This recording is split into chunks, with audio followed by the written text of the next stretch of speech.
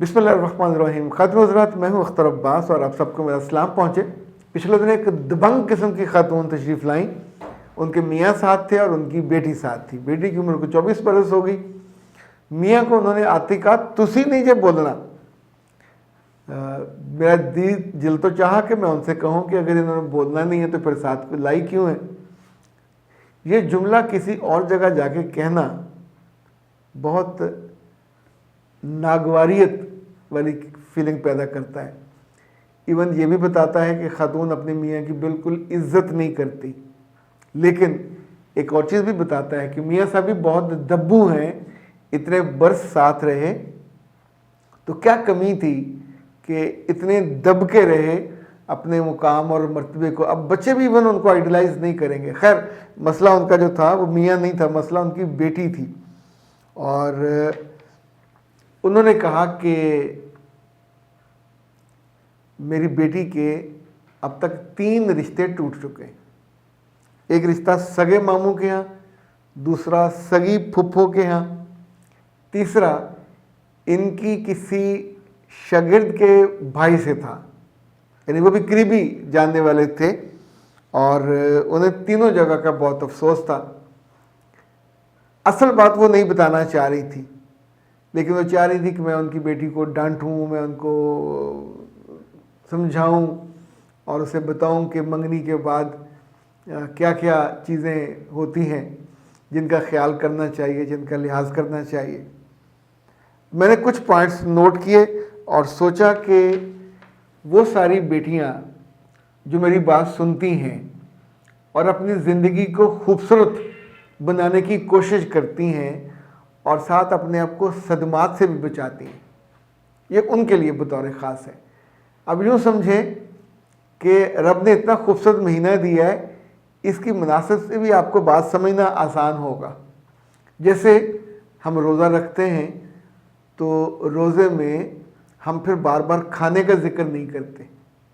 हम रोज़े में बार बार लोगों को अपनी बातों का जिक्र भी नहीं करते कि मैं बड़ा वादू और मैं बड़ा सुपर और मैं ये भी नमाज़ें और ये भी नफल, यानी इट लुक्स ऑकवर्ड। लेकिन इन सब से ज़्यादा ये कि हम रोज़े में सेक्स के बारे में बात नहीं करते। हराम नहीं है मियाँ बीवी के ताल्लुक़ में, लेकिन दोनों अवॉइड करते हैं। इवन पास लेटने से, उसको डिस्कस करने से भी अवॉइड किया जाता है। एक लिहाज, एक भरम, एक सलीका, एक तरीका। और ये लिहाज किस चीज़ का है? रोज़े का। कि रोज़े में अल्लाह ने चूँकि मना किया कि इस तरफ ध्यान को लेके नहीं जाना, तो नहीं लेके जाना। तो बड़े आराम से एक दिन नहीं गुजरता, एक हफ्ता नहीं, 20-22 दिन तो ये गुजर गए, बाकी 8 दिन भी गुजर जाएंगे। तो उसके बाद पूरी ज़िंदगी है, आप जैसे मर्ज़ी डिस्कस करें। इसी तौर पे ये याद रखिएगा कि इंसानी रिश्तों की जब बुनत हो रही होती है उसमें बहुत एहतियात करनी चाहिए।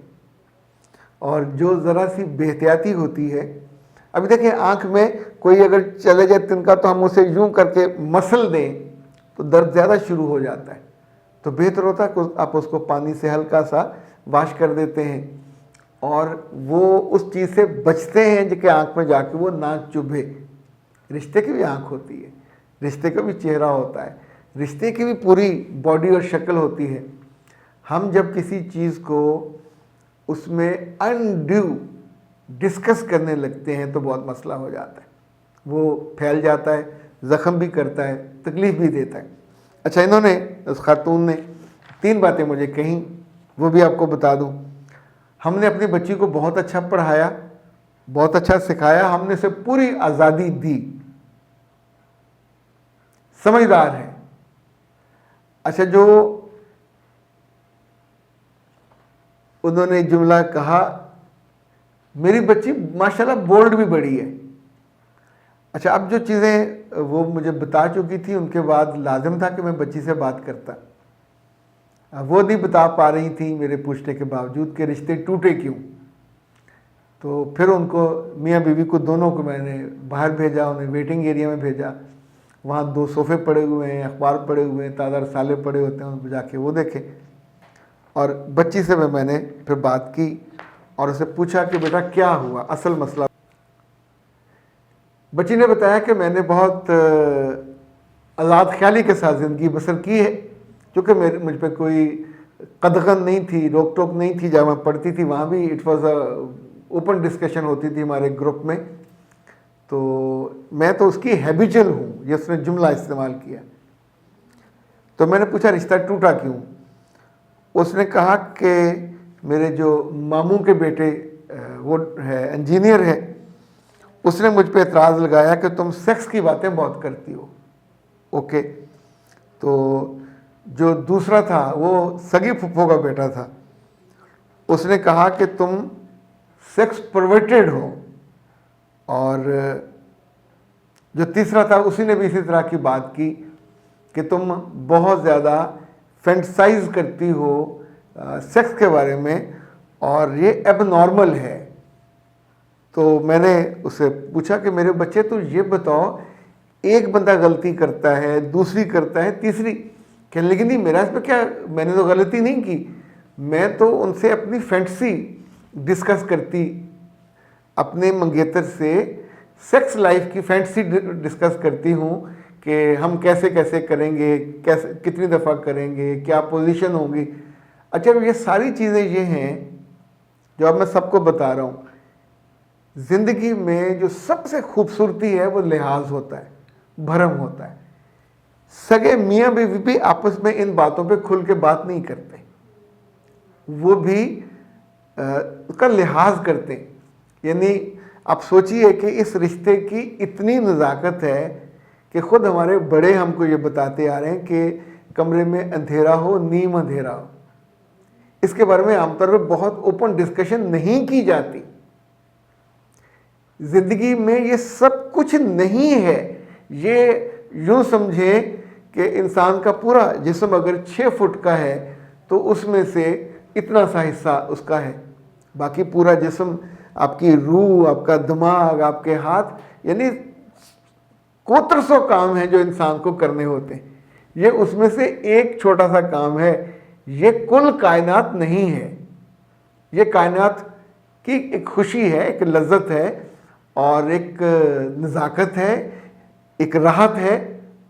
اور بعض کیسز میں تو اس کو اگر انہی طریقوں سے کیا جائے تو اللہ نے اس کو عبادت قرار دیا.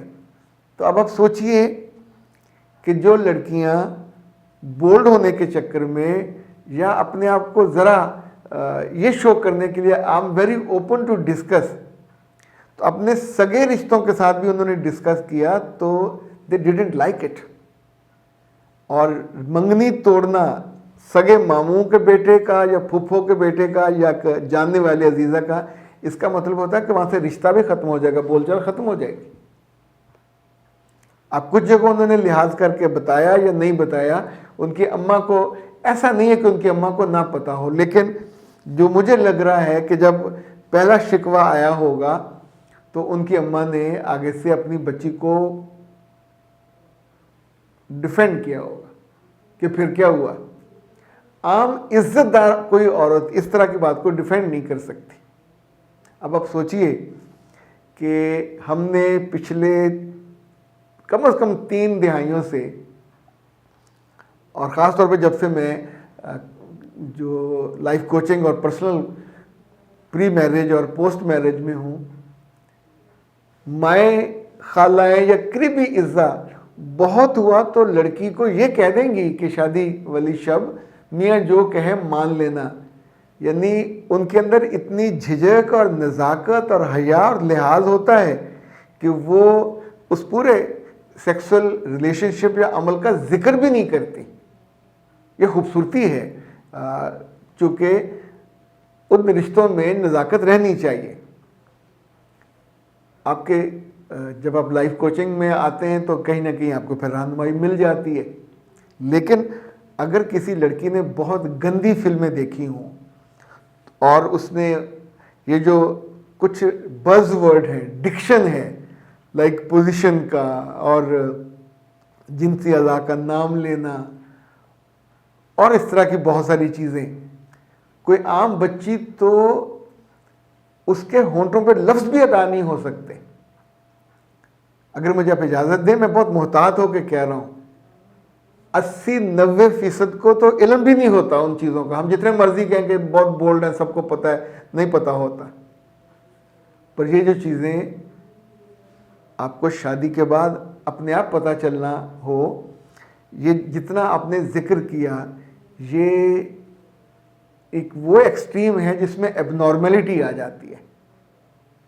یعنی آپ وہ دیکھیں, اب میں 10 دفعہ رک رہا ہوں مجھ سے وہ لفظ ادا کرتے ہوئے. اس وقت اگر آپ میری بات سن رہے ہو تو آپ کی والدہ بھی بات سن رہی ہوگی, کہیں آپ کا بھائی سن رہا ہوگا, کہیں آپ کی والدہ کی ہم عمر کوئی, کبھی 100 رشتے ہیں جو اس کو سن رہے ہوتے ہیں. وہ ساری بچیاں جن کی منگنیاں ہوتی ہیں یا جن کی شادی ہونے والی ہے, پلیز اس بات کو نوٹ کریں کہ یہ موضوع وہ ہے جس پہ آپ کو 110% اپنے منگیتر سے بات نہیں کرنی. اگر کہیں کوئی منگیتر بات کرنے کا شائق ہے, کرنا چاہتا ہے, تو بھی اوائڈ کیجئے. یہ آپ کے خلاف ایک اتنا مضبوط الزام ہوتا ہے رشتہ توڑنے کے لیے. ان والے تینوں کیسز میں ان لڑکوں نے ٹھیک کیا. یہ بچی نارمل نہیں ہے, یہ ایب نارمل ہے. یعنی اسے ہم کہتے ہیں سیکسول پرورٹڈ, جو 24 آورز اسی بارے میں سوچتی رہتی ہے. چونکہ اس کے یہاں جو گاربیج بھرا ہوا ہے, جتنی وہ اکیلی, ماں باپ نے اس کو آزادی دی تو اپنے کمرے میں اپنے موبائل پہ اپنی دوستوں کے ساتھ انہی موضوعات پہ وہ ڈسکس کرتی رہی ہے. ایون وہ اپنے جو فرینڈز کا سرکل ہے اس میں بھی یہ ڈسکس کرتی رہی ہے. اس کا نتیجہ مینٹل ایب نارملٹی, ایک ایکسٹرا بولڈنس. اور آپ کو کیا لگتا ہے جن لوگوں سے آپ یہ موضوع ڈسکس کرتے ہیں وہ اندر رتی برابر بھی نہ آپ سے امپریس ہوتے ہیں, نہ آپ سے محبت کرتے ہیں, نہ آپ سے شادی کرنا چاہ رہے ہوتے ہیں. یعنی یہ ایب نارملٹی ایک مرض کی طرح ہوتی ہے. یہ ایسی لڑکیاں کسی بھی اچھے سے اچھے شوہر کے ساتھ بھی خوش نہیں رہ سکتی, بیکاز ایوری ٹائم وہ اس کو عذاب میں ڈالے رکھتی ہیں, ترازو لے کے اس کو جج کرتی رہتی ہیں, فلاں ملک کا, فلاں کالا, فلاں پیلا. وہ گندے غلیظ لوگ پروفیشنل تو انجیکشن لگا کے زندگی, ظاہر ہے انہوں نے اس چیزوں کو پکچرائز کرنا ہوتا ہے. وہ زندگی نہیں ہے, وہ زندگی سے بہت مختلف ایک ڈرٹی چیز ہے جس کو انہوں نے سیل کرنا ہے. اور سیل کرنے والے لوگوں اصولاً تو اس عمر میں بچیوں کو اس حد تک جانا نہیں چاہیے, نہ اپنی پرائیویسی کو آلودہ کرنا چاہیے, نہ دیکھیں جو چیزیں آپ کے ہیں نہیں کرنے کی اس کے بارے میں آپ سوچو گے. آپ سوچئے کہ 3 جگہ سے اتنا شدید رد عمل آیا, اور چوتھی جگہ سے بچنے کے لیے ماں کو اللہ نے عقل دی, اور میرا خیال ہے یہ ان کے میاں نے ان کو مشورہ دیا کہ وہ میرے پاس آئے. اور میں نے ان کی اماں کو بہت شرمندہ نہیں کیا, لیکن میں آپ کو سچ کہوں اس میں بہت زیادہ قصور ماں کا ہے. ماں اگر یہ بات نہیں جانتی کہ ہر رشتے کی نزاکت اور لمٹس ہوتی ہیں, جب وہ ختم ہو جائے اور اس میں لمٹ نہ رہیں تو پھر ایک وہ وحشی قسم کی چیز بنتی ہے فیلنگ اور رشتہ, اور وہ کبھی بھی